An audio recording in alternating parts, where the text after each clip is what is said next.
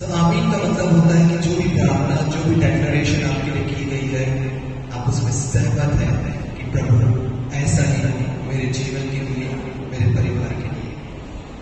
मैं आप सबको प्रभु यीशु मसीह के नाम से प्रेज़ द लॉर्ड बोलता हूँ, शालोम कहता हूँ।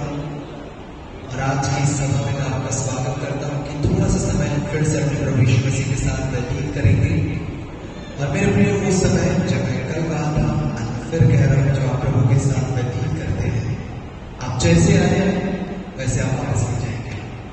आप निराशा के साथ आए हैं, आप एक नई उम्मीद, एक नई उमंग, एक नई आशा के साथ जाएंगे। आप बीमारी के साथ आए हैं, आप चंगाई के साथ वापस जाएंगे। कई बार हमने देखा है, मैंने पर्सनली अपनी मिनिस्ट्री में देखा है, हमको लगता है कि जब हम लोगों को पर्सनली हीलिंग के लिए हम लीड करें कि हम हाथ रख के प्रेयर करें, पर जब आप प्रभु यीशु मसीह के पैटर्न को देखोगे, स्पेशली मत्ती 9 अध्याय में, आपको पता चलेगा प्रभु Jesus went about preaching, teaching and healing. प्रभु यीशु मसीह प्रचार करते थे, सुसमाचार सुनाते थे और चंगा करते थे। मत्ती 9 में लिखा है। इसका मतलब है कि जब यीशु प्रीच करते थे, लोग सुनते थे, और जब सुनते थे तब बाइबल विश्वास सुनने से आता है, और जब वो सुनते थे तो विश्वास आता था, और जिस क्षेत्र में भी उन्हें चंगाई, ब्लेसिंग, हीलिंग चाहिए थी, उसे पा पाते विदाउट एनी एफर्ट। तो आज जब आप प्रभु के साथ, प्रभु की प्रेजेंस में, something special will happen to you. और आज बहुत सी बातें मैं आपके साथ शेयर करूंगा। आज मुझे ये भी बोला गया है कि आपको थोड़ा सा टाइम ज्यादा लेना है, क्योंकि कल मैं टाइम देख करके मैं थोड़ा कम समय में कंप्लीट कर दिया था, पर आज हम गहरे में जाएंगे। आपको मालूम मेरे प्रिय, बाइबल हमको बताती है लूका 5 अध्याय में, जब प्रभु यीशु मसीह, आप बाइबल होते हुए देख सकते हैं, लूका 5 अध्याय में एक बड़ी भीड़ वहां थी जो प्रभु यीशु मसीह को वचन सुनने के लिए लगा रही थी। I love that kind of people. मुझे ऐसी भीड़ पसंद है जो वचन सुनने के लिए यीशु को लगाती थी। कई प्रकार की भीड़ आपको देखने को मिलेगी जो सिर्फ भोजन करने के लिए पीछे जाती थी, कई भीड़ चंगाई पाने के लिए आती थी, पर ये जो भीड़ है लूका 5 की, ये वचन सुनने के लिए आई थी। बाइबल हमको बोलती है प्रभु यीशु मसीह का तीसरे झील के किनारे में 2 नाव थी, जिसमें से एक पतरस की थी। प्रभु यीशु मसीह पतरस की नाव में उतरते हैं और पतरस को बोलते हैं किनारे से थोड़ा हटा है, और हट, क्योंकि क्राउड बहुत ज्यादा था। और फिर उसके बाद बाइबल आपको बताती है प्रभु यीशु मसीह सारे लोगों को फीड करते हैं, वचन प्रचार करते हैं। और जब वचन प्रचार कर लेते हैं तब प्रभु यीशु मसीह पतरस को बोलते हैं गहरे में ले जाइए। मेरे प्रियो, आज का ये दिन है कि कल हमने इंट्रोडक्शन देखा परमेश्वर के वचन से, आरंभ की बातों को हमने सीखा।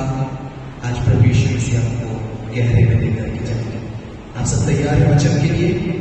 आप सब यहाँ मुझे देखने नहीं आए हैं, मुझे सुनने नहीं आए हैं, आप सब यहाँ पर उस एक उद्धारकर्ता को देखने और सुनने के लिए आए हैं जो स्वर्ग के सिंहासन को छोड़कर के इस पृथ्वी पर आया। मेरे प्रिय, एक पल विचार करिए, एक पल विचार करिए। यदि मैं हमारे देश के उदाहरण करूं, तो हमारे देश का जो राष्ट्रपति है, प्रेसिडेंट ऑफ इंडिया, यदि वो अपने पद को छोड़ करके नीचे उतरे, वो पद में प्रेसिडेंट है, लेकिन पद को छोड़ करके कोई व्यक्ति खेत में काम कर रहा है, उस मिट्टी में उतर करके कीचड़ में वो खेत का काम करे, तो मुझे बताइए शर्म की बात है कि नहीं? उसके पद के खिलाफ है कि नहीं? इमेजिन करिए प्रभु यीशु मसीह जो बाइबल बोलती है, जो इज़राइल की स्तुति हुई सिंहासन पर विराजमान है, भजन संहिता में लिखा है, जिसके सामने स्वर्गदूत मुंह के बल गिरते हैं। स्वर्गदूत जिस प्रभु को देखने के लिए तरसते हैं, वो प्रभु मेरे और आपके लिए महिमा के सिंहासन को छोड़ इस पृथ्वी पर आए। अच्छा, देखिए कि आप किसी व्यक्ति को देख करके जमीन पर थूक दोगे ना, लड़ाई हो जाएगी। तुम मुझे देख करके कैसे थूका, तुम मुझे देख करके उंगली कैसे फोड़ा? बाइबल बोलती है यीशु ने थूका गया। What a shame! क्या निंदा थी, क्या शर्म थी। यशायाह 52 में बाइबल बोलती है उसका चेहरा मनुष्य के सदृश नहीं था, वो मनुष्य जैसे नहीं दिख रहे थे। क्यों आपको मालूम? फॉल्स, वो मान, वो शर्म, वो निंदा, वो बेइज्जती हमारे लिए थी। पर यीशु यीशु ने अपने ऊपर लिया। बदले में अपनी धार्मिकता, अपना छुटकारा, अपनी महिमा, अपना ऑनर प्रभु ने हमको दिया। यशायाह 61 के 10 में बाइबल बोलती है, आप देख सकते बाइबल में, कि तूने मेरे नाम भराई के बदले में मुझे 2 गुना भाग दिया है। इंग्लिश में लिखा हुआ फॉर माई शेम। आप में से बहुत से लोग, मुझे अच्छा लगा, अपनी मोबाइल में इंग्लिश बाइबल भी है। यशायाह 61 का 10 आप देखोगे इंग्लिश में लिखा हुआ है for my shame you gave me double honour. आज हमको 2 गुना सम्मान मिलता है। क्यों मालूम? क्योंकि किसी ने हमारे शर्म को अपने ऊपर ले लिया। Today we are here to see Jesus. हम उस प्रभु को देखने, उसको सुनने, उसकी महिमा को देखने के लिए हम यहाँ पर आए। Praise God. चलिए मेरे प्रिय, हम वचन की गहराई में जाएंगे। कुछ बातों जो आज प्रभु आपके लिए रखे हैं हम वचन से देखेंगे। बाइबल हमको बताती है, जब आप बाइबल पढ़ेंगे ना, मैं हमेशा कहता हूँ उत्पत्ति से प्रकाशन तक Bible is all about Jesus. पूरी बाइबल प्रभु यीशु मसीह के बारे में है। पूरी बाइबल प्रभु यीशु मसीह से भरी हुई है। जब परमेश्वर पिता ने बाइबल दिया अपने दासों को लिखने के लिए, दास कौन है? मूसा ने लिखा, पतरस ने लिखा, मत्ती ने लिखा, 40 लेखकों के द्वारा बाइबल लिखी गई, सारे पवित्र आत्मा की अगुवाई में करके लिखी।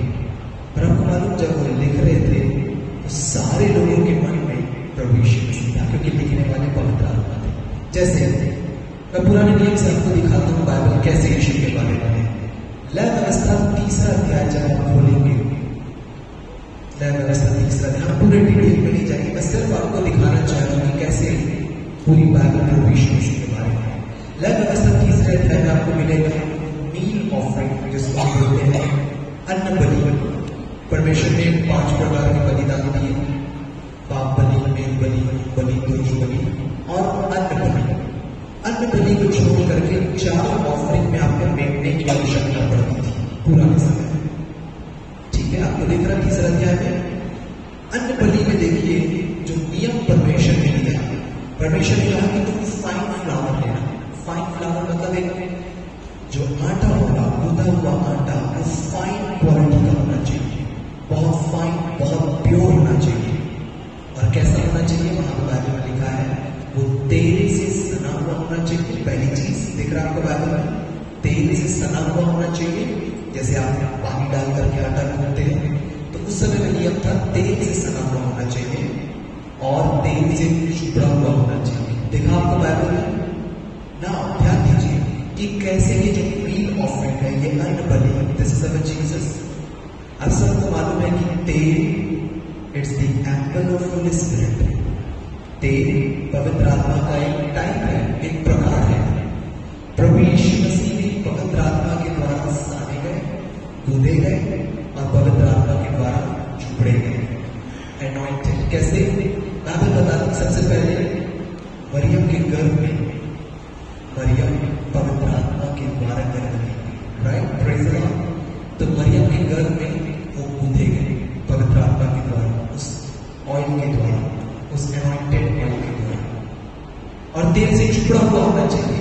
चुपड़ा मतलब एनॉइंटेड विद द ऑयल। जब प्रभु यीशु मसीह का बपतिस्मा जैसे पानी से बाहर आया, बाइबल बताती है आकाश खुल गया, परमेश्वर की आत्मा यीशु की बनी थी। देखा आपको, तेल से सना हुआ होना चाहिए, तेल से चुपड़ा हुआ होना चाहिए। Bible is all about Jesus. यदि मैं यीशु के बारे में बोलना शुरू करूं, ये तो मैं अन्न बलि निभा रहा हूं, अभी मैं पूरे 4 बलि के ऊपर प्रीच करूं तो टाइम बहुत ज्यादा हो जाएगा।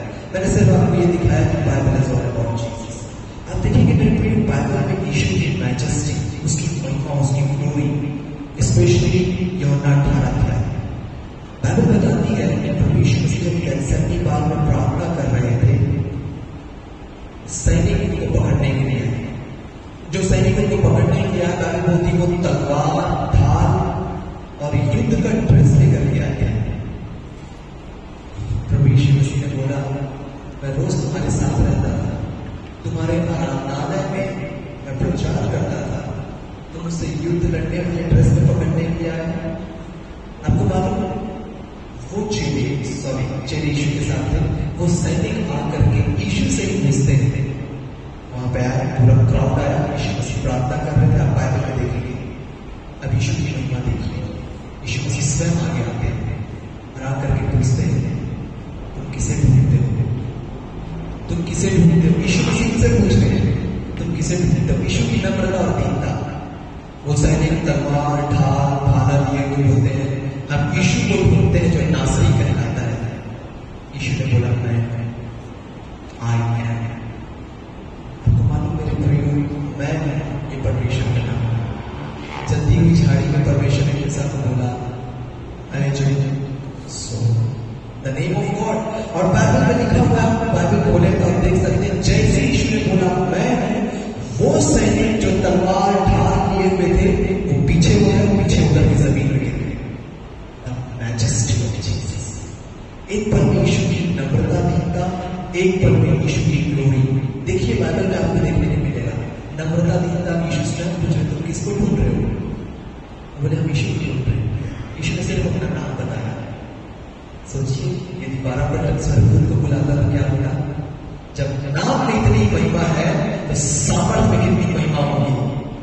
और आपको मालूम मेरे प्रिय, वो जो 12 पटक स्वर्गदूत थे प्रभु को उपयोग कर सकते थे, पर प्रभु ने उपयोग नहीं किया। प्रभु ने बोला, वो जो एंजेलिक प्रोटेक्शन थी, प्रभु ने बोला ये मेरे लिए अवेलेबल है, पर मैं इसका उपयोग नहीं करूंगा। I am praying to the cross. ये सुरक्षा मेरे परिश्रम में होगी। इसलिए भजन संहिता 91 में बाइबल बोलती है, इसलिए कि यीशु ने सुरक्षा को नहीं किया, बाइबल बोलती है इसलिए वह अपने दूत को तेरे लिए निकाल के देगा। क्यों? क्योंकि उसने सुरक्षा नहीं की। आपको क्या लगता है सुरक्षा मेरे और आपके लिए थी? नहीं। Angelic protection is for Jesus. और इसलिए कि यीशु ने वो प्रोटेक्शन नहीं किया, प्रभु ने हमको वो सुरक्षा दी। और प्रभु को यीशु प्रार्थना करने की, हे पिता मैंने तेरा नाम इन्हें बता दिया है, अब तो अपने उस नाम के द्वारा इनकी रक्षा करो। How? With the angelic protection. Praise the Lord. मेरे प्रियो, बाइबल में ऐसी कोई भी चीज नहीं है जिसका महत्व ना हो। Everything in the Bible is having significance. हर एक चीज का, हर एक नाम, हर एक नंबर, हर एक चीज, हर एक विषय को सिर्फ आप देखोगे, हर एक चीज का मतलब। जैसे लूका रचित सुसमाचार आप खोलेंगे, पहला अध्याय, तो लूका शुरू होता है दो बूढ़े कपल से। कपल बोलते हैं हस्बैंड एंड वाइफ। इसका नाम था जकरिया और एलिशबा, राइट? सबको देख रहा है, देख सकते हैं, सुन सकते हैं। सर बाइबल का मीनिंग आपको पता है। अब देखिए बाइबल में हर एक नाम का जो अर्थ होता है, इन दोनों के नाम को ही जब आप स्टडी करोगे वहां पे पूरा संदेश छिपा हुआ है। जैसे जकरिया, जो इब्रानी में इसके नाम को आप पढ़ोगे तो ये दो नाम से बना हुआ है, दो इब्रानी शब्द से। जकर या जकर का मतलब होता है रिमेंबर करना, स्मरण करना, याद करना, या हमारे प्रभु का नाम है, या की स्तुति करना क्योंकि वह भला है, उसकी करुणा सदा की है। तो जकर मतलब याद करना, या परमेश्वर का नाम। जकरिया का मतलब होता है इब्रानी भाषा में परमेश्वर स्मरण करता है। God remembers. देख रहे कितना ब्यूटीफुल है। जकरिया की एक पत्नी थी, एक ही पत्नी थी, जिसका नाम था एलिशबा। एलिशबा भी दो इब्रानी शब्दों से बना हुआ है, एली शमा। एली इब्रानी भाषा में परमेश्वर का नाम है। एली लमा शबक्तनी, अर्थात हे मेरे परमेश्वर। सो एली का इब्रानी में मतलब होता है परमेश्वर। शैमा का दो मतलब होता है। शैमा का पहला मतलब होता है नंबर 7, जैसे हम हिंदी में बोलते हैं नंबर 7। इजराइल में एक जगह है बैरशिबा। शिवा का मतलब होता है 7।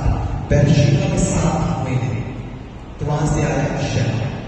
दूसरा शैमा का मतलब होता है द प्रॉमिस, शपथ, वायदा। तो एली शैमा का मतलब होता है परमेश्वर का वायदा, परमेश्वर की शपथ। जकरिया का नाम क्या है? यहोवा स्मरण करता है। एलिशबा का मतलब क्या होता है? परमेश्वर का वायदा। अब ये जकरिया और एलिशबा ये पति पत्नी थे। पति पत्नी मतलब जब परमेश्वर ने आदम हवा को बनाया, उत्पत्ति में पढ़ोगे, उत्पत्ति में भी मिलेगा, यीशु मसीह ने मत्ती में भी बोला कि अब तुम दो नहीं एक हो। बोला परमेश्वर ने। तो जब हम दोनों को एक साथ रखते हैं तो एक मैसेज हमारे सामने में आता है, जकरिया एलीशिबा। वो मैसेज है परमेश्वर अपने वायदे को स्मरण रखता है। परमेश्वर अपने वायदे को स्मरण रखता है। आपको मालूम वो वायदा क्या है? जकरिया और एलीशिबा का एक पुत्र उत्पन्न हुआ जिसका नाम क्या था? यूहन्ना। यूहन्ना की इब्रानी भाषा में मतलब होता है ग्रेस, अनुग्रह। सबको मालूम है यूहन्ना का नाम अनुग्रह। तो परमेश्वर अपने वायदे को स्मरण रखता है। वो वायदा क्या है? परमेश्वर का अनुग्रह। और कल हमने देखा था वो अनुग्रह कौन है? प्रभु यीशु मसीह। वचन देहधारी हुआ, अनुग्रह और सच्चाई से परिपूर्ण होकर हमारे बीच में डेरा लिया। सो गॉड रिमेंबर्स हिज प्रॉमिस, और वो प्रॉमिस प्रभु यीशु मसीह है। हाउ ब्यूटीफुल ना, कितना अद्भुत है हमारा वचन। It means everything in the Bible has been. ऐसी कोई भी चीज नहीं है बाइबल में कि अपने आप में की गई है। Everything has been. और जितनी बातें परमेश्वर ने लिखी बाइबल में, परमेश्वर की दिमाग में सिर्फ प्रभु यीशु मसीह, ऑल अबाउट जीसस। मेरे प्रियो, जब हम इस प्रभु को देखते हैं, उसकी महिमा, उसकी ग्लोरी, समथिंग हैपेंस। मैं स्वयं यहाँ पे उस प्रेजेंस महसूस करके उस प्रेजेंस में मैं बोल रहा हूँ, द प्रेजेंस ऑफ जीसस। अच्छा, बाइबल जो हर एक चीजें लिखी गई प्रभु यीशु मसीह के बारे में, आप देखते हैं प्रभु की मिनिस्ट्री कैसे शुरू हुई। इन द पैशन में कैसी प्रेरणा। अब मरकुस रचित सुसमाचार में आगे पहला अध्याय, मरकुस शुरू कैसे होता है और खत्म कैसे होता है। आपको कुछ इंटरेस्टिंग चीज दिखाता हूं बाइबल से। आप जब बाइबल में देखेंगे तो आपको मिलेगा 4 सुसमाचार हमारे पास, मत्ती, मरकुस, लूका, यूहन्ना। इसमें हमेशा याद रखिएगा कि मत्ती, मरकुस और लूका, इन 3 सुसमाचारों को साइनॉप्टिक गॉस्पेल बोलते हैं। साइनॉप्टिक गॉस्पेल 2 शब्दों से बना हुआ है, साइन, ऑप्टिक। साइन का मतलब यूनानी भाषा में होता है सेम, समानता। ऑप्टिक का मतलब होता है देखना। जैसे आंख के डॉक्टर को हम बोलते हैं ऑप्टिशियन। साइन ऑप्टिक मतलब जो चीज आप मत्ती में देख रहे हैं, मरकुस में भी देखने को मिलेगा, लूका में भी देखने को मिलेगा।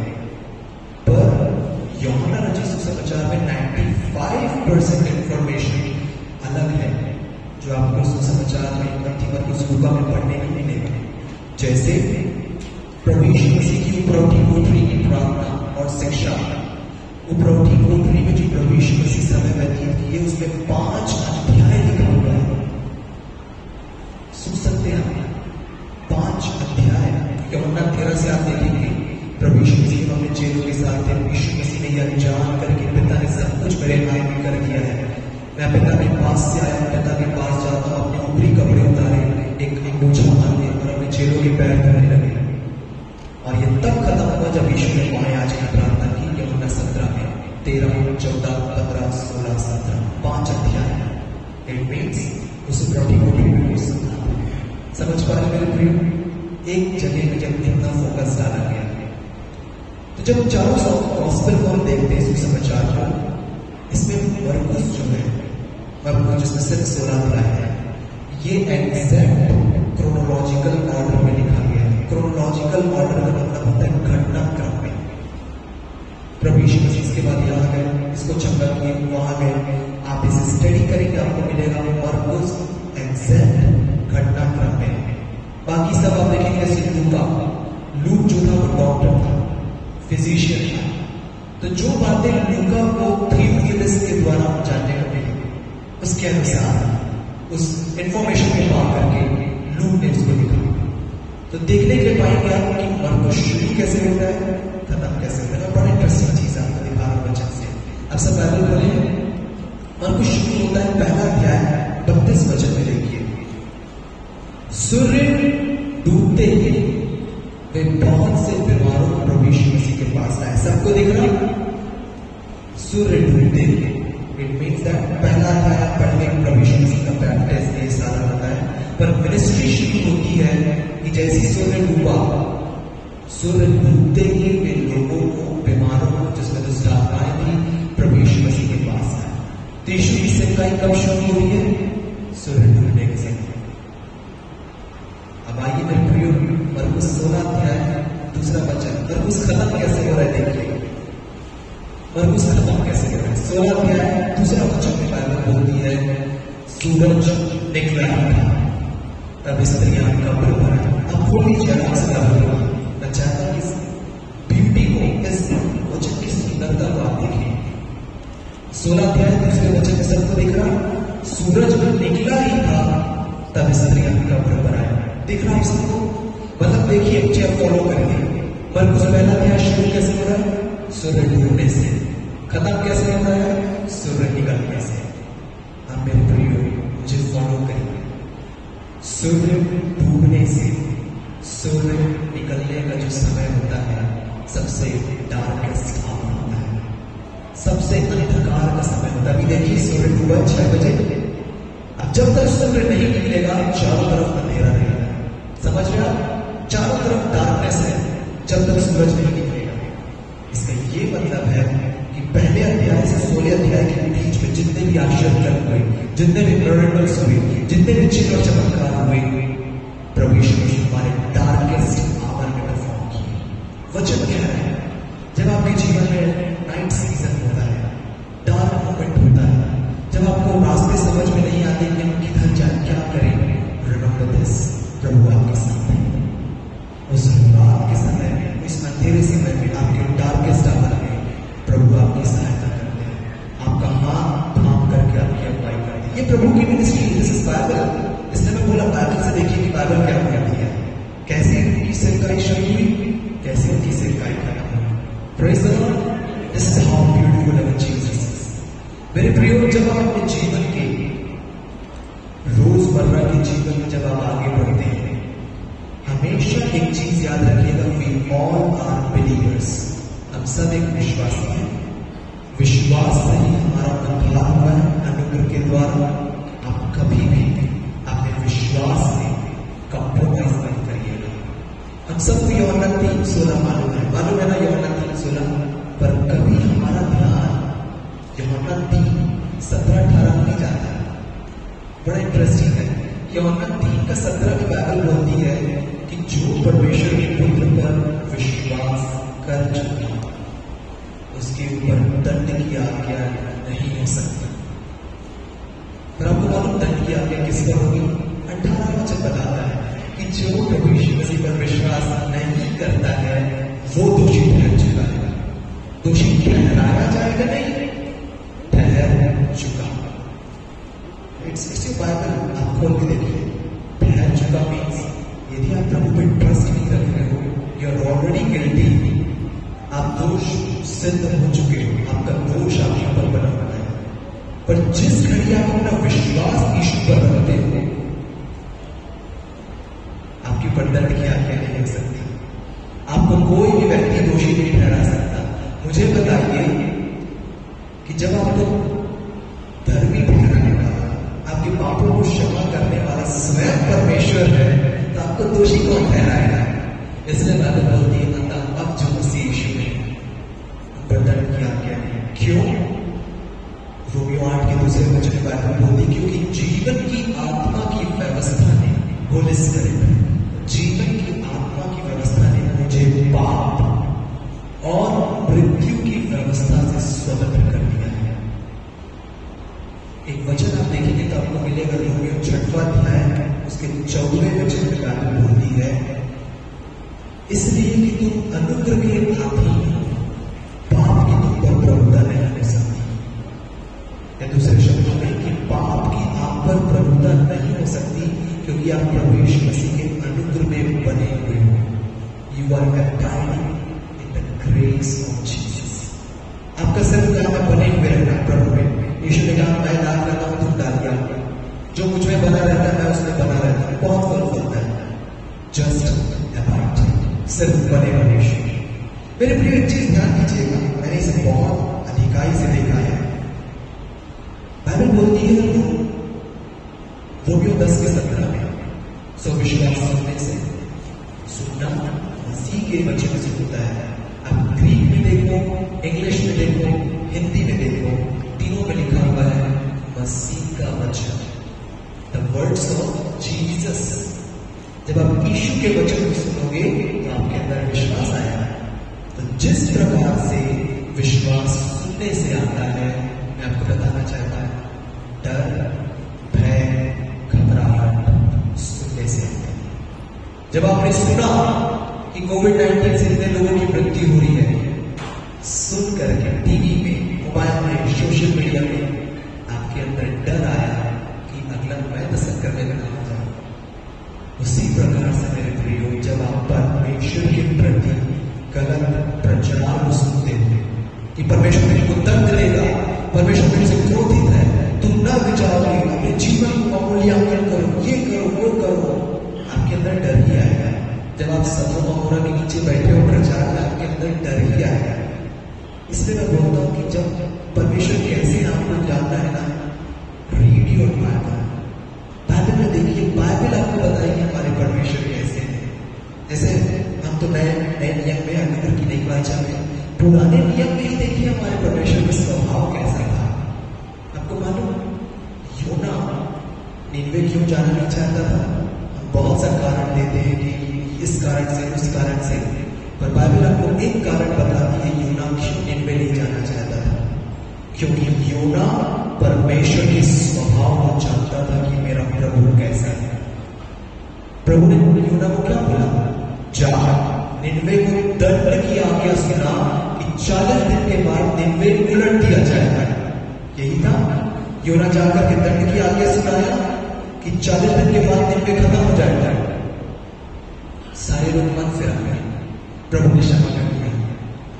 जब प्रभु ने क्षमा कर दिया, तब योना 4 अध्याय में आप पढ़ोगे, योना की पुस्तक, योना बोलता है, पहाड़ पर बैठा हुआ था, सामने निन्वे भी देख रहा था और बोलता है, मैं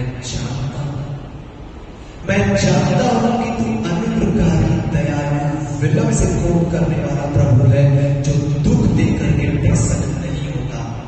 मैं जानता हूं तेरे को प्रभु की तू कैसा प्रभु है। तू मुझे दंड देने के लिए भेज रहा है, मैं दंड की आज्ञा सुनाऊंगा, वो मन फिराएंगे, तू क्षमा कर देगा। मैं तेरा भविष्यवक्ता हूं, मेरी बात का कोई दम नहीं, लिटरली कोई दम नहीं। योना जानता था प्रभु के स्वभाव, इसलिए जाना नहीं पड़ रहा था। क्या आज आप अपने प्रभु को जानते हो? दाऊद इसे लिखता है, हम सबको भजन संहिता 103 याद है, हे मेरे मन यहोवा धन्य है। कभी आपने इसके 20 पद को पढ़ा है? पढ़िएगा, बाइबल में खोल के देखिएगा। यही बात जो योना ने बोली वहां पे लिखा हुआ है कि हमारा प्रभु अनुग्रहकारी, दयालु, विलंब से कोप करने वाला, अति करुणामय परमेश्वर है। क्या आप अपने प्रभु को जानते हैं? I know my Jesus.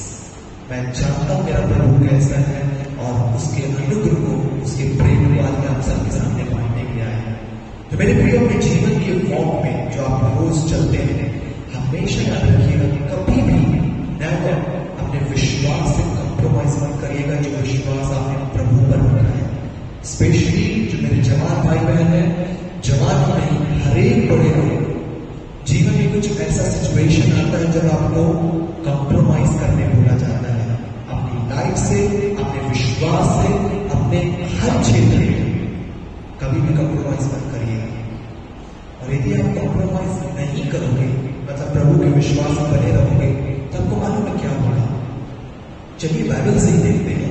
मैं बाइबल से आपको दिखाऊंगा, आपको समझ में आएगा कि जब आप अपने विश्वास में बने रहोगे, कंप्रोमाइज नहीं करोगे, तो क्या होगा। आप दानियल 3 अध्याय पढ़िए, और दानियल 3 अध्याय को आप लिख लीजिए, इसको घर में जरूर पढ़िएगा, यह आपका विश्वास बड़ा बढ़ाएगा। मैं पूरी डिटेल में नहीं जाऊंगा, पर मैं जो बातें आपको ध्यान दिलाना चाह रहा हूं, ये बड़ा मजेदार है। सारे लोग खोलिए, आप खोल के देखते जाइए। बाइबल आपको बताती है, दूरा नामक एक क्षेत्र में राजा नबूकदनेस्सर एक बहुत बड़ी मूर्ति बनवाता है, और मूर्ति बना करके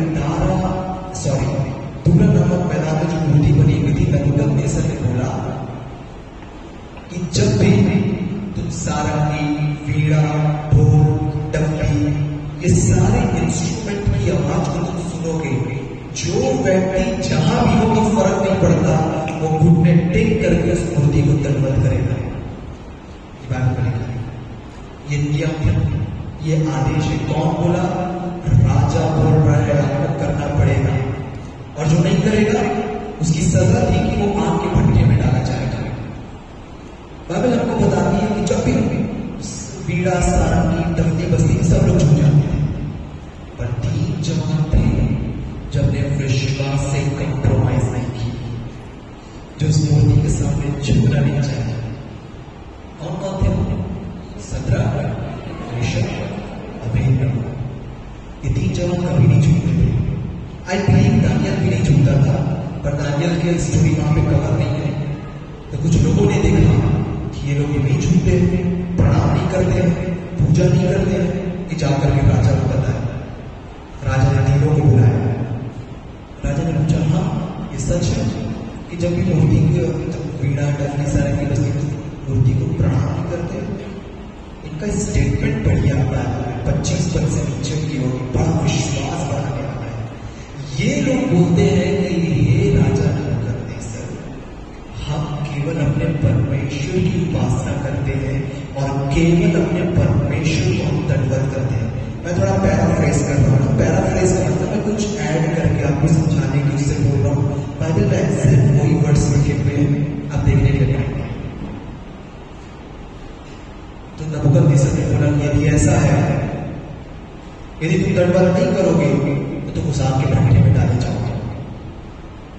ये 3 लड़के बोलते हैं कि हे राजा नबूकदनेस्सर, तो कितना बचकानी बात कर रहा है। दूसरे शब्दों में, जिस परमेश्वर की मैं उपासना करता हूं ना, वो परमेश्वर सक्षम है आपको तेरे हाथ से और उस आग के भट्टे से बचाने के लिए। और यदि नहीं भी बचाएगा, फिर भी तेरी मूर्ति के सामने दंडवत नहीं करेंगे। इट मीन्स दैट कि मेरा परमेश्वर सक्षम उस आग के भट्टे से बचाने के लिए, उस तेरे हाथ से बचाने के लिए। पर यदि नहीं भी बचाएगा ना, फिर भी सब तेरी मूर्ति के सामने दंडवत नहीं करेंगे, अपने विश्वास से कंप्रोमाइज नहीं करेंगे। मरना होगा तो यीशु के लिए मर जाएंगे। जो पौलुस बोलता है, मेरे लिए जीना मसीह और मरना नाम है। जब इस बात को नबूकदनेस्सर ने सुना, आग बबूला हो गया, खून से भर गया। बोला कि आग के भट्टे को 7 गुना भड़काया जाए। 7 गुना। 7 गुना को आप इमेजिन कर सकते हो कि आग के भट्टे का टेम्परेचर 70 डिग्री सेल्सियस में है, ठीक है? 70 डिग्री सेल्सियस में आग, जब मैं एक एग्जाम्पल दे रहा हूं, तो 70 into 7, 49, 490 डिग्री सेल्सियस हो सकता है आपका। मैं छोटा सा एग्जाम्पल दिया, 70 डिग्री समझने के लिए into 7, जितना भी डिग्री आग रही होगी, 7 गुना। बाइबल बोलती जो बलवान सैनिक थे ना, जिनको आग में झोंकने के लिए गए, उन लोग जल के मर गए। इतने तेज भट्टा था, वो तीनों आग के भट्टे में थे। बाइबल हमको बताती है कि थोड़ी देर के बाद नबूकदनेस्सर और बाबुल के लोगों ने देखा कि ये लोग आग के भट्टे के बीच में फ्रीली घूम रहे हैं, इन्हें कोई हानि नहीं हुई। और भट्टे के बीच में एक चौथा प्राणी नजर आया, जिसका स्वरूप मनुष्य के पुत्र के सदृश है। इट मीन्स दैट यदि आप अपने विश्वास से कंप्रोमाइज नहीं करोगे, अपने विश्वास में बने रहोगे, तो आपको दुनिया में किसी क्षेत्र में प्रताड़ित करने के लिए डाला जाएगा, और प्रभु आपका हाथ थाम के आपके साथ रहेगा। बाद में यही प्रभु शेरों के मान में दानियल के साथ था। Praise the Lord. मेरे प्रियो, नबूकदनेस्सर ने जब देखा, तो देखिए नबूकदनेस्सर के शब्दों को आप पढ़ेंगे। नबूकदनेस्सर ने बोला कि हे शद्रक, मेशक, अबेदनगो, क्या तुम जीवित हो? बाहर आओ, बाहर आओ। वो तीनों बाहर आ गया। उन्होंने देखा कि एक बाल भी बांका नहीं बना था, सिर्फ उनकी रस्सियां जल करके टूटी थी। बाइबल हमको बताती है, नबूकदनेस्सर ने बोला, आखिरी पद में आप पढ़ने के लिए पाएंगे कि धन्य है शद्रक, मेशक और अबेदनगो का परमेश्वर, जिसने अपने दूत को भेज करके अपने दासों की रक्षा की। फिर क्या बोलता है कि ढिंढोरा पिटवाओ कि मेरे रहते, मेरे प्रांत में कोई भी सेनाओं में यहोवा जो शद्रक, मेशक, अबेदनगो का परमेश्वर है, उसके छोड़ किसी दूसरे की उपासना करेगा ना, उसको मैं भट्टे में डालूंगा। उसको मैं पढ़ने में डालूंगा। आगे नबूकदनेस्सर बोलता है, क्योंकि कोई ऐसा देवता नहीं है जो इस तरह से बचाता है, जो इस अद्भुत विधि से बचाता है। इट मीन्स दैट जब उन्होंने अपने विश्वास से कंप्रोमाइज नहीं किया ना, पूरा बाबुल परमेश्वर की उपासना करने लगेगा, क्योंकि राजा ने आदेश निकाला था कि अब इनके परमेश्वर की उपासना की जाएगी। Praise the Lord. मेरे प्रियो, कभी भी अपने विश्वास से कंप्रोमाइज मत करिएगा। जवान बड़े हर कोई जितने जो वीडियो के द्वारा सुन रहे हैं, नेवर।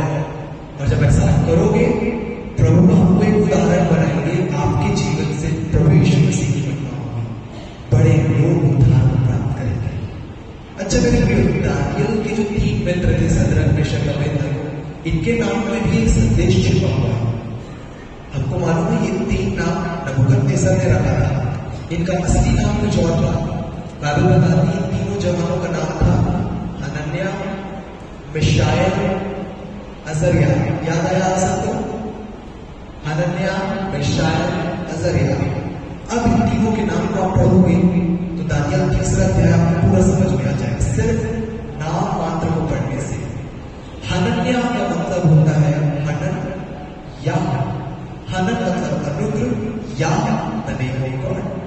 हनन्याह मतलब परमेश्वर का अनुग्रह। मिशाएल का मतलब होता है, ये भी 2 इब्रानी शब्दों से बना है, मिशाएल। एल इब्रानी भाषा में परमेश्वर का नाम है। एल एलोहिम, याद आया? L Shaddai, El Elyon, L परमेश्वर का नाम। मिशा का मतलब होता है कौन, एल का मतलब परमेश्वर। मिशाएल का मतलब होता है परमेश्वर के जैसा कौन है, मिशाएल। और दूसरा है अजर्याह। अजर का इब्रानी भाषा मतलब होता है सहायता या परमेश्वर का नाम है। अजर्याह मतलब परमेश्वर सहायता करता है। तीनों नाम को आप एक साथ रखोगे तो 3 अध्याय आपको पूरा समझ में आ जाएगा। हनन्याह, मिशाएल, अजर्याह, जिसका मतलब होता है कि परमेश्वर ने अपने अनुग्रह को दिया। परमेश्वर का अनुग्रह कौन है? यीशु मसीह। जो अभी हमने देखा, आग के भट्टे के बीच में कौन था? यीशु मसीह, जिसका स्वरूप मनुष्य के सदृश था। परमेश्वर ने अपने अनुग्रह को दिया। हनन्याह, मिशाएल, उस परमेश्वर के जैसा कौन है? नबूकदनेस्सर ने बोला कि ऐसा कौन देखता है जो इसके जैसे बचा सके? इनके परमेश्वर के जैसा कोई नहीं है। मिशाएल, अजर्याह, परमेश्वर सहायता करता है। परमेश्वर ने अपने पुत्र यीशु मसीह को दिया। उस परमेश्वर के जैसा कौन है? वही परमेश्वर है जो संकट में अपने लोगों की सहायता करता है। Praise the Lord. पूरा मैसेज इस 3 नाम में छिपा हुआ है 3 अध्याय में। How wonderful a Bible is, how wonderful a God is. अब देख रहे हो प्रियो, आप सब सीख रहे हैं वचन से। तो मेरे प्रियो, हमेशा इस विश्वास में मजबूत रहिएगा, स्ट्रॉन्ग रहिएगा। प्रभु बड़े बड़े काम आपके जीवन में करेंगे। प्रभु की बड़ी बड़ी महिमा आप अपने जीवन में देखने के लिए पाएंगे। वचन बताता है मेरे प्रियो, एक डर जो हम सबके जीवन में होना चाहिए। आपको मालूम है वो डर क्या है? आज बहुत से लोग बोलते हैं कि परमेश्वर का डर होना चाहिए, परमेश्वर का भय होना चाहिए, परमेश्वर से डरो, इस चीज का डर होना चाहिए। पर मैं बोलता हूं, मेरी बाइबल बोलती है कि एक डर होना चाहिए, और वो डर बाइबल से हम देखते हैं। इब्रानियों की पत्री 4 अध्याय 1 वचन। इब्रानियों 4 अध्याय 1 वचन, जहां पर बाइबल बोलती है to live the life of rest, विश्राम का जीवन जिए। इसलिए हे भाइयों, जब अभी इस विश्राम का समय हमारे पास बचा हुआ है, तो आप याद बांध कर उस विश्राम में प्रवेश करें। ऐसा ना हो कि इस विश्राम से वंचित रह जाए। देख रहे हैं आप सबको, हम सब डरे, हम सब डरे। देख रहे हैं वचन में एक डर जो हमारे जीवन में होना चाहिए कि कोई भी उस विश्राम में प्रवेश करने से चूक बन जाए। That is the only fear. और यदि आप बोलते हो कि परमेश्वर का भय होना चाहिए, परमेश्वर का डर होना चाहिए, मैं आपको बताऊं, कभी भी आप किसी रिलेशनशिप में आओगे, रिश्ते में, उसमें आप देखना कि रिश्ते में या मैं कहूँ कि love and fear can not exist in a relationship. प्रेम और भय किसी भी रिश्ते में एक साथ नहीं आ सकता। एक उदाहरण देता हूं, एक लड़का और एक लड़की लव रिलेशनशिप में हो और उनके मन में किसी प्रकार का डर है, तो कभी भी अपने आप को एक दूसरे के सामने व्यक्त नहीं कर पाएंगे, अपनी फीलिंग्स, अपना प्रेम एक्सप्रेस नहीं कर पाएंगे। ठीक है, सहमत है आप? उसी प्रकार से उसी सिक्के के पहलू से जब आपके मन में परमेश्वर के प्रति भय है, डर है, आप कभी भी परमेश्वर के प्रेम को नहीं समझ पाओगे। बाइबल बोलती है, मैं नहीं बोल रहा हूं, पहला यूहन्ना 4:18 में बाइबल बोलती है, आप बाइबल में देखिए, प्रेम में कोई भय नहीं होता, वरन सिद्ध प्रेम भय को दूर करता है, और जो भय खाता है वह प्रेम में सिद्ध नहीं हुआ है। आज भी यदि आपके मन में परमेश्वर के लिए डर है कि परमेश्वर मुझसे खो देना है, परमेश्वर मुझे सजा देंगे, मैं डर भी जाऊंगा, मुझे दंड देंगे, मैं आपको बोलना चाहता हूं, आपने कभी नहीं जाना कि परमेश्वर हमसे कितना प्रेम करते हैं। आप कभी भी परमेश्वर के प्रेम में अभी तक स्टैब्लिश नहीं हो पाए। मैं नहीं बोल रहा, रीड इट योर बाइबल, ये बाइबल को रीड, पहला यूहन्ना 4:18, प्रेम में कोई भय नहीं, पर जिस घड़ी सिद्ध प्रेम को आप जानोगे, जो यीशु का प्रेम है, वो आपके जीवन से सब डर दूर कर देगा। देख रहा आपको बाइबल में, जो भय खाता है वो प्रेम में स्टैब्लिश नहीं हुआ। We need to learn more about the love of Jesus. हमको उस प्रेम को जानने की जरूरत है। और एक है जो डर हमारे अंदर होना चाहिए कि हम सब एक विश्राम का जीवन जिए, द लाइफ ऑफ रेस्ट। अब मैं आपको दिखाता हूं विश्राम का जीवन कैसे होता है। आप सब सीख रहे हैं वीडियो, आपकी तरफ से कोई रिस्पॉन्स नहीं है, आपके लिए भोजन की व्यवस्था है, अभी मैं और गहरे में आपको ले जाऊंगा, और जितने लोग नहीं जाना चाहते हैं आप वहीं पे बैठे रहिए, क्योंकि एक बड़ी अच्छी कहावत है, जो शेष है वही मेरे लिए विशेष है। तो जितने आगे जाना चाहेंगे मैं उनको लेके जाऊंगा। तो आप सब रेडी हैं? हमारे पास टाइम है, मेरे को टाइम दिख रहा है, सब मैं टाइम में कंप्लीट करूंगा। मोस्टली प्रभु को मालूम है कि आप में से किनको को जरूरत है, वो टाइम में कंप्लीट करेंगे। तो विश्राम का जीवन कैसे होता है इसे हम देखेंगे, फिर उसके बाद एक वचन और फिर हम कंप्लीट करेंगे। बाइबल हमको बताती है, आप सब देखे होंगे गलातियों 5:19 शरीर के काम तो प्रकट है, अर्थात व्यभिचार, टोना, ईर्ष्या, क्रोध, विरोध, फूल, विजन, डाल, मतवालापन, लीला, क्रीड़ा, इनके जैसे और अन्य काम। पहले मैं जब इसे पढ़ता था, जब मैं बचपन से पढ़ते हुए आ रहा, कभी समझ में नहीं आया। एक दिन प्रभु ने मेरी आंखों को खोला इस वचन की, and for the first time, पहली बार मैंने इस प्रकाशन को पाया, बिल्कुल ताजा प्रकाशन प्रभु की ओर से, कि ये वचन है क्या, और हम कैसे अभी तक आत्मा के दान और वरदान को नहीं पा रहे हैं। मेरे प्रिय ध्यान दीजिए, बाइबल एग्जैक्टली क्या बोलती है, everything is in the Bible. गलातियों 5:19 में बाइबल बोलती है, शरीर के काम तो प्रकट है। शरीर का क्या प्रकट है? काम। इंग्लिश में लिखा हुआ द वर्क ऑफ फ्लैश। इसी 5:22 देखिए, बाइबल बोलती, परंतु आत्मा का फल जो है प्रेम, आनंद, कृपा, भलाई, धीरज, करुणा, इनके जैसे और अन्य काम है जिनके किसी प्रकार की कसर नहीं है। आपने ध्यान दिया दो चीज, बाइबल आत्मा के काम नहीं बोलती है, बाइबल बोलती है आत्मा का फल। शरीर का काम, आत्मा का फल। काम वो होता है जो आपको करना है, काम वो होता है जिसे आपको करना पड़ता है। तो जब आप बोलते हो कि मेरे जीवन में ये कमी है, ये घटी है, मेरे को शहरी का काम करना है, मेरे को अपने जीवन को सुधारना है, मुझे रात में बोलना है, मुझे ये करना है, मुझे वो करना है, जो मैं कल भी सीखा था, जब आपको करना है, आपके ऊपर आ रहा है, तू ना करना, तू ना करना, आप बोलो मुझे करना है, मुझे करना है, दैट इज द वर्क, शरीर के काम। और जब आप कर रहे हो काम, आपकी शरीर काम कर रही है, तो रिजल्ट क्या आएगा? डाल, मतवालापन, लीला, क्रीड़ा, ये सारी लिस्ट। पर जब आप ध्यान कीजिएगा, बाइबल बोलती है आत्मा के फल है, आत्मा का काम नहीं है। आपको मालूम मेरे प्रियो, एक फल लाने वाली डाली एक फल लाने वाली डाली कभी भी संघर्ष नहीं करती है। जो डाली फल लाती है उस डाली का काम है पेड़ से जुड़े रहना है। Right, praise the Lord. यीशु ने क्या बोला? सच्ची दान ना मैं मेरा पिता किसान है। यूहन्ना 15:5 1 से लेकर 5 तक यीशु ने बोला जो डाली मुझ में बनी रहती है, मैं उसमें बना रहता हूं, वो बहुत फल फलती है। The words of Jesus. रबी क्या बोलती? आत्मा के फल। राइट, आत्मा के फल। तो यीशु के शब्दों के अनुसार यीशु में बने रहो, आत्मा के फल अपने आप आएंगे।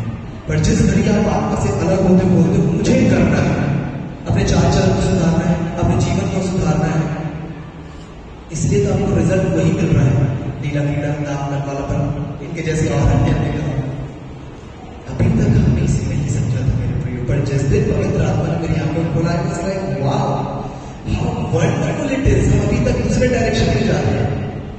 जितना आप यीशु में बने रहोगे, जितना आप यीशु में अबाइड करोगे, आपसे नहीं बना बोलिए लॉर्ड आई कांट, प्रभु मैं नहीं कर सकता, आई नीड यू जीसस। जब आप बनोगे देखिएगा जो डाली फल लाती है उस डाली का किसी प्रकार की चिंता नहीं कि मुझे पानी कहां से मिलेगा, न्यूट्रिशन कहां से मिलेगा। पेड़ की जिम्मेदारी है। पेड़ उसको प्रोवाइड विटामिन, वाटर, मिनरल्स पेड़ सप्लाई करता है। उस डाली का काम सिर्फ पेड़ से जुड़े रहना। जितना आप यीशु में जुड़े रहोगे, that is the life of rest. यही मैं आपको दिखाना चाह रहा हूं। जब आप काम कर रहे हो आपके जीवन में रेस्ट नहीं है। आप ऊपर से भले अच्छे दिख रहे हो but deep in the spirit टूटे हुए, निराश कि मेरा जीवन कहां जा रहा है, क्या होगा, कैसे करूं। कितने लोग हैं जो ऊपर से बहुत अच्छे हैं, Who knows the spirit? अंदर कौन जानता है? God knows। इसलिए बाइबल बोलती है abide in Jesus, आत्मा का फल। जब आप यीशु में बने रहोगे, होली स्पिरिट वर्क करेंगे, that is the life of rest। आपको इसीलिए बाइबल बोलती है उससे डरो कि उस विश्राम से वंचित मत हो जाओ। आज कितने लोग हैं जिनके जीवन में विश्राम नहीं है, वो आत्मिक उन्माद नहीं के लिए आप अभी भी संघर्ष कर रहे हैं। पर जिस घड़ी आप बोलोगे लॉर्ड आई वांट रेस्ट, प्रभु ने अपने जीवन को नहीं बचा सकता, नहीं सुधार सकता, नहीं बदल सकता प्रभु, लेकिन तेरी आवश्यकता है। I need you Jesus. एक राइटर है जिनका मैं नाम बता रहा हूं, शॉर्लेट एलॉयड। आप में से शायद बहुत से लोगों का नाम सुना होगा, अमेरिकन है। शॉर्लेट एलॉयड अपना जीवन यीशु को देना चाहती थी, पर उनके जीवन में गलतियां थी, मिस्टेक थी। एक दिन वो अपने चर्च के पास्टर से पूछी कि पास्टर साहब मैं अपना जीवन यीशु को देना चाहती हूँ पर मेरे जीवन में कभी भी गलतियां हैं, मैं अपना जीवन यीशु को कैसे दूं? पास्टर ने बोला शॉर्लेट तो जिस कंडीशन में, पाप की दशा में, बीमारी की दशा में, गंदगी में, वो तू जीसस यीशु के पास जाओ, वो तुझको साफ करेगा, तुझको नया बनाएगा, तुझे नया जीवन देगा। जब इस बात को पास्टर ने बोला, शॉर्लेट पवित्र आत्मा से परिपूर्ण हो गई और परिपूर्ण होकर के उन्होंने एक गाना लिखा जिसे आज हम सब गाते हैं। वो गाना है जैसा मैं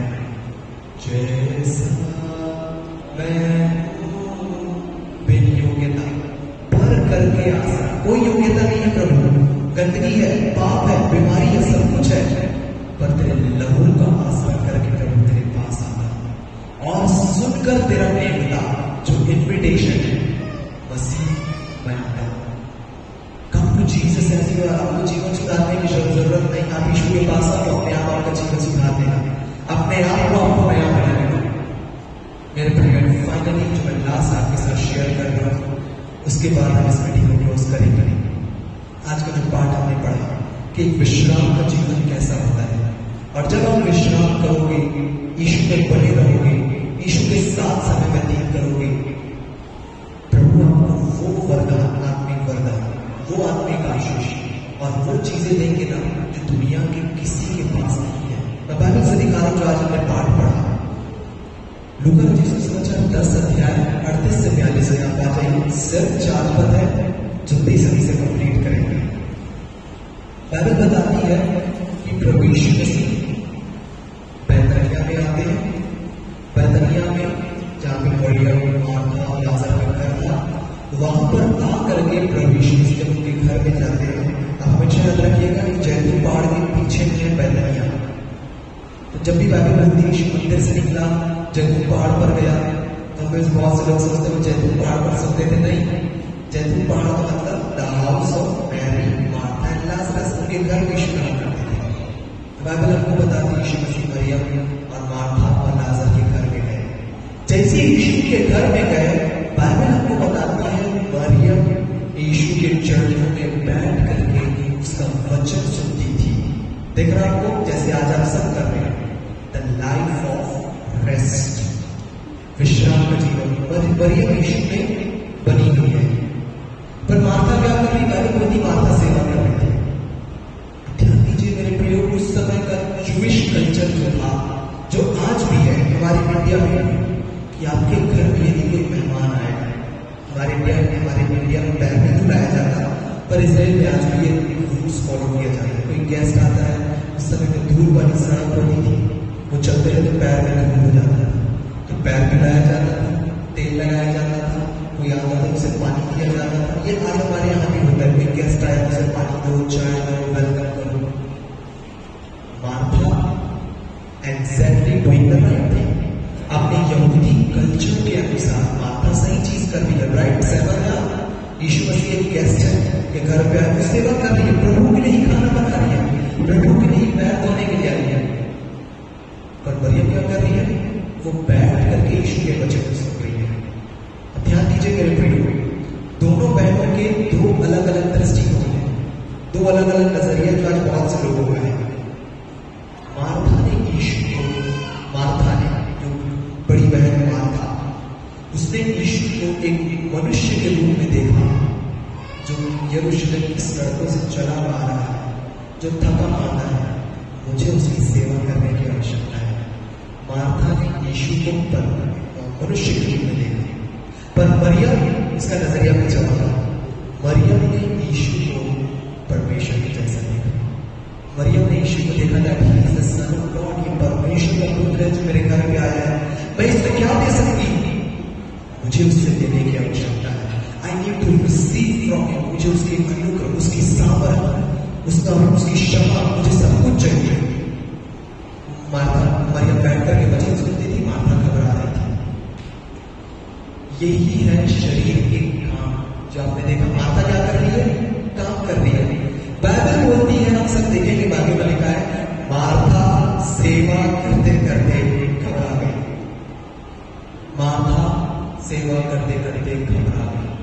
घबराने के लिए जो ग्रीक वर्ड, यूनानी शब्द आया है, इट्स द वर्ड ट्रबल, चिंता।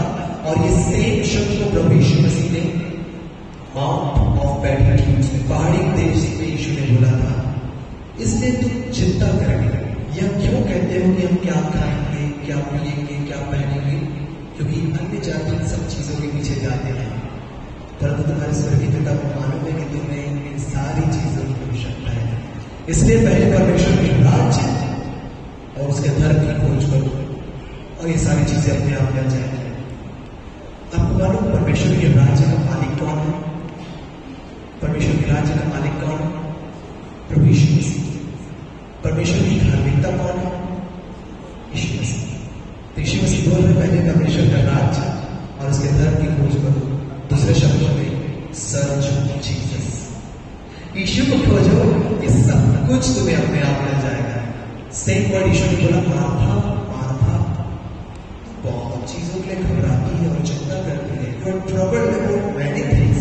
अच्छा एक चीज ध्यान दीजिए कि जो व्यक्ति शरीर से काम करता है ना, इवन इन द चर्च, जो प्रभु से रिसीव ना करके सेवा में लगा रहता है, वो हमेशा सेल्फ कॉन्शियस रहता है। एक व्यक्ति के विचार में रहता है कि मैं ही मैं करता हूं, बाकी कोई कुछ नहीं करता है। जब आप इस जगह पर आ जाते हैं ना, तो फिर आप ब्लेम वाली कंडीशन में आ जाते हैं, उंगली उठाने वाली कंडीशन में। बाइबल बोलती मार्था सेवा करते करते घबरा गई। मार्था के शब्दों को देखिए, वो एक साथ 2 लोगों के ऊपर उंगली उठाई। मार्था ने बोला, हे प्रभु, क्या तुझे यीशु को उंगली उठाई?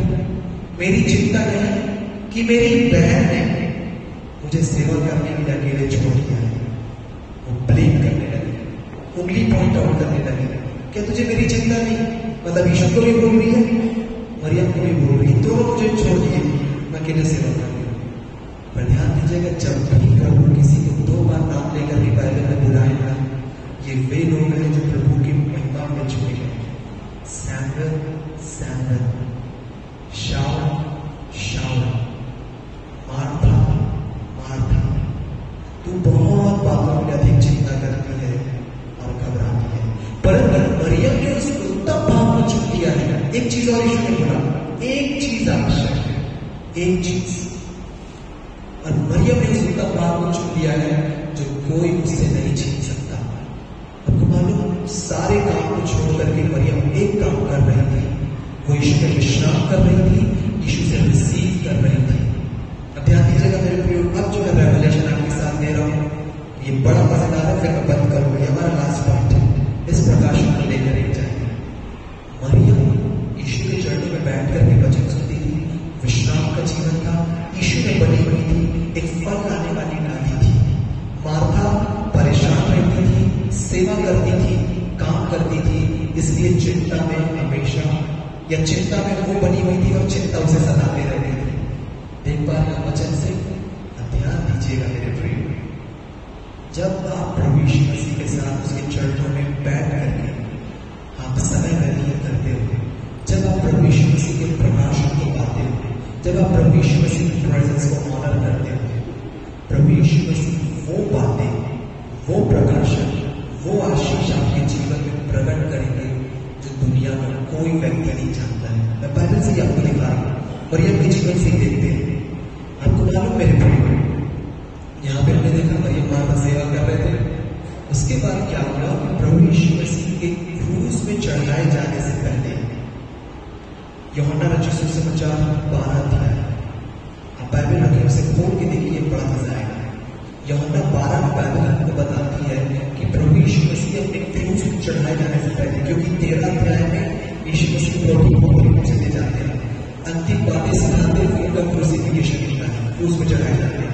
12 अध्याय आखिरी बार प्रभु यीशु मसीह बैतनिया में थे, और जब यीशु मसीह बैतनिया में थे ना, आपको मालूम मेरे प्रियो, यही मरियम जटा मसीह का आधा सेर बहुमूल्य इत्र लेकर आती है। अच्छा, इस इत्र के बारे में जब आप स्टडी करोगे आपको मिलेगा, इस इत्र के लिए ग्रीक वर्ड आया है नार्डोस, नार्डोस, और ये जो इत्र है ये यहूदियों के स्टडी के अनुसार ऐसा पता चलता है कि इसे हिमालयन माउंटेन से कलेक्ट किया गया था और इजराइल में इंपोर्ट किया गया था। ऐसा बताया जाता है 2 देश, हिंदुस्तान या चाइना, क्योंकि हिमालय के बहुत करीब ये 2 देश, तो या तो हिंदुस्तान से, हमारे इंडिया से, या चाइना से इस इत्र को इजराइल में भेजा गया था। आपको मालूम इस इत्र की कीमत कितनी थी? 300 दिनार। आप बाइबल खोले, मैं क्यों खुलवाया हूं आपको बताना चाह रहा हूं। आपकी बाइबल में देखिए 300 दिनार में छोटा सा स्टार बना हुआ है, दिख रहा है? नीचे में देखोगे आप, सबसे नीचे में फुल नोट में लिखा हुआ है 1 दिनार मतलब 1 दिन की मजदूरी। देख रहा आप सबको? 300 दिनार मतलब 300 दिन की मजदूरी। Praise the Lord. अब बाइबल आपको बताती है यीशु मसीह बैतनिया में थे, मरियम आई, उस इत्र को यीशु के चरणों पर दे दी, यीशु के पैरों पर मलने लगी, अपने बालों से पोंछने लगी। वो इतना बड़ा इत्र था कि पूरा कमरा उस सुगंध से भर गया। बाइबल हमको बताती है कि उस जगह पर यीशु का एक चेला था, वहीं पे लिखा हुआ, इसका नाम है यहूदा। बाइबल ये भी बताती है कि यहूदा के पास एक थैली रहती थी जिसमें वो पैसे रखता था। यहूदा बोलने लगा गुस्सा कर खड़े होकर के, इस इत्र को क्यों वेस्ट कर दिया गया? इतना बहुमूल्य इत्र है, इसको क्यों वेस्ट कर दिया, क्यों बर्बाद कर दिया? क्या इस इत्र को बेच करके कंगालों की सेवा नहीं की जा सकती थी?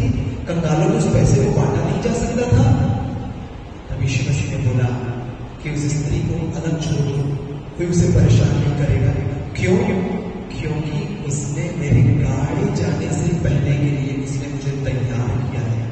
देख रहा आपको वचन में? अब मेरे प्रिय फॉलो करिए बच्चों, ध्यान दीजिएगा ना, मैं आपसे बातें करूंगा, आप लोग जवाब दीजिएगा। 300 दिनार नाम पे लिखा हुआ, आपको बात एक कीमत कितनी होती है?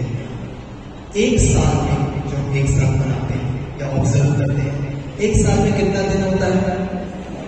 365 दिन, ठीक है। तो 300 दिन, एक महीने में 30 दिन, कुछ महीने में 31 दिन होते हैं। 12 महीने होते हैं हमारे पास, 12 महीने में होता है 365 दिन। तो यदि 300 दिन को मैं गिन रहा हूं तो 300 दिन कितना महीना होना चाहिए? 10 महीना, क्योंकि 30 दिन का एक महीना, तो आप डिवाइड करोगे तो 10 महीना इक्वल्स टू 300 दिन। सहमत है आप सब? कुछ 65 का जो 5 है उसे आप एक्सक्लूड करिए, मानिए बाकी के 2 महीना जो है वो 60 दिन को आप अलग कर लीजिए। आप सब सहमत है मेरे से? हम 300 दिन आपको समझ गए। एक साल में 12 महीने होते हैं, 365 दिन होता है, तो 300 दिन मतलब 10 महीना। सब समझ पा रहे हैं? 300 दिन मतलब 10 महीना। आज के समय में, वर्तमान में एक एवरेज व्यक्ति की इनकम कितनी होगी? एक आम व्यक्ति जो पढ़ लिख करके कॉलेज करके निकला है, चलिए समझने के लिए हम मानते हैं 25,000, ठीक है, सिर्फ समझने के लिए। एक जवान लड़का या लड़की 25,000 रुपए कमाता है महीने के। एक बार मैं इसको एक चर्च को शेयर करता हूँ, पूछा आज के जवान कितना कमाते हैं, तो बोलते हैं हम बेरोजगार हैं। मैं बोला एग्जाम्पल दे रहा हूँ, यही कंडीशन है, बहुत से लोग बेरोजगार हैं। तो एक्चुअली हम समझते हैं, तो आज के जवान में 25,000 कमाते हैं, एक समझने के लिए 25,000। अब 25,000 को आप 10 से करेंगे, इंटू करोगे, मल्टीप्लाई करोगे। एक महीना में 25,000, तो 10 महीना में 2.5 लाख, राइट? सहमत है आप? एक महीना में 25,000, तो 10 महीना में 2.5 लाख। ये है 300 दिन, 300 दिनार या 300 दिन की मजदूरी। सहमत है आप मेरे से? 2.5 लाख रुपए आज के समय का वो इत्र की कीमत थी। मेरा प्रश्न आपसे, कौन ऐसा व्यक्ति है जो यहां बैठा है जो 2.5 लाख रुपए ला करके बोले प्रभु तेरे लिए? कौन बोलेगा? एनीवन? मैं आपको बोलना चाहता हूं, यदि आपके पास यीशु का प्रकाशन है तो 2.5 लाख क्या आप 10 लाख यीशु के चरणों में डाल दोगे। कैसे बताता हूं मैं? प्रभु यीशु मसीह ने बोला, कोई व्यक्ति 2 स्वामी की सेवा नहीं कर सकता। तो परमेश्वर और धन दोनों की उपासना या सेवा नहीं कर सकते। दूसरे शब्दों में यीशु ने बोला कि पैसा इज इक्विवेलेंट टू गॉड। पैसा परमेश्वर, यीशु के शब्दों के अनुसार, तो परमेश्वर और धन दोनों की सेवा नहीं कर सकते। सहमत है आप? अब यीशु के शब्दों से ही सीख रहे हैं। ध्यान दीजिए, वहां पर 2 लोग थे, एक थी मरियम, एक थी यहूदा। मरियम ने पैसे को लिया, क्योंकि यीशु ने बोला पैसा स्वामी है, मनी इज गॉड। मरियम ने पैसे को लिया और एक नौकर के रूप में इस्तेमाल किया अपने असली से स्वामी की सेवा में लगाने के लिए, क्योंकि मरियम के जीवन का असली स्वामी प्रभु यीशु मसीह था। मरियम ने पैसा लिया, 2.5 लाख की, उसके लिए कुछ नहीं। आप सोचिए कितनी मेहनत से कमाई हुई। आप सब जानते हैं 2.5 लाख कितना बड़ा अमाउंट होता है। उसको कलेक्ट करने में, जोड़ने में, बैंक में जमा करने में, इवन इंटरेस्ट नहीं देता इस बैंक में आज, मुश्किल से 4.5-5% इंटरेस्ट आया करेंगे। सोचिए कितने कठिनाई से वो कलेक्ट करी होगी। और मरियम के जीवन में प्रकाश हुई। वो 2.5 लाख ली, बोली तू नौकर है पैसा, पर मैं अपने इस पैसे को, इस नौकर को अपने असली स्वामी की सेवा में लगाऊंगी। वही एक और चेहरा था यीशु का, यहूदा इस्करियोती। यहूदा के जीवन में जो उसका स्वामी था यीशु नहीं था, उसका स्वामी पैसा था। इसीलिए वो अपने असली स्वामी प्रभु यीशु मसीह को 30 चांदी के सिक्के में बेच दिया। देख पा रहे मेरे प्रियो, आपके जीवन का स्वामी कौन है? Who is your God? Maryam के जीवन का स्वामी यीशु था। पैसे को लिए अपने असली स्वामी की सेवा में लगा दिया, बोली Lord this is for you. यहूदा जो था पोटली रखा था, बोला इस पैसे को क्यों बर्बाद कर दिया, कंगालों की सेवा में लगा। और वही अपने स्वामी यीशु को 30 चांदी में बेच दिया, क्योंकि उसके जीवन का स्वामी पैसा था। जब आपके जीवन में प्रकाशन यीशु के प्रेम का 2.5 लाख या 10 लाख आप लोगों की सेवा में लगाओगे। फाइनली मेरे प्रेम में इसे क्लोज कर रहा था। आपको मालूम जब प्रभु यीशु मसीह मरे होने से जी उठे, जब हमने देखा मरकुस रचित सुसमाचार 16 अध्याय में, जब सूरज निकला ही था तब बहुत सी स्त्रियां प्रभु यीशु मसीह के कब्र के पास आई। क्यों आई थी मालूम?